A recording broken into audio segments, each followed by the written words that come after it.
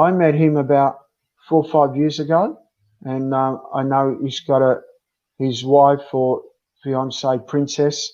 She was a former boxer as well. I've spent a lot of time. We've been chatting. I was going to sign him up 4 or 5 years ago when he wasn't the star he is now, but he kept wanting to stay in the amateurs.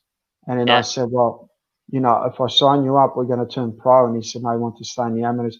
You get an allowance in the amateurs. He was comfortable doing it, and he wanted to go to the Olympics. But now he's too big for me to sign because Manny's going to give big signatures as American promoters. And, you know, I'm an expat Filipino in a way. I live in Australia. I can't sign a fight. I've got to be over in the Philippines.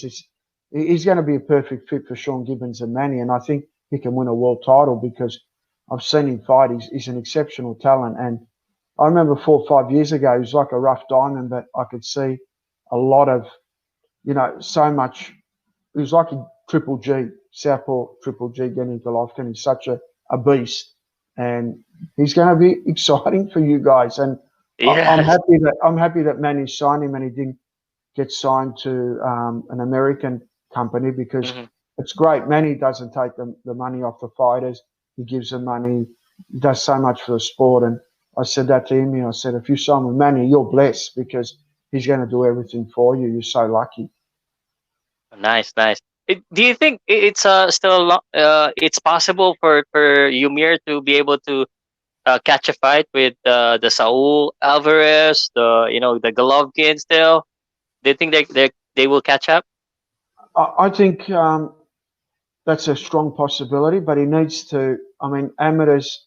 He's had maybe 50 amateur bouts, and it's different to the pros. And he's going to realize that. And I know he wants to have a few pro fights before Japan, and that's in. I think he's going to be fighting in September in America. You'll probably hear a little bit more about that. They're working on that.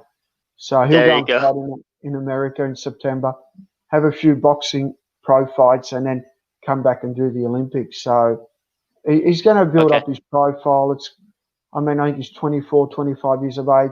It's going to take 2 or 3 years to get him to that position where you step up to those guys. But he's definitely capable of hanging with those guys, beating those guys, and being a world champion. He's a special talent. POWCAST Sports. If you're new here, don't forget to subscribe and hit the notification bell.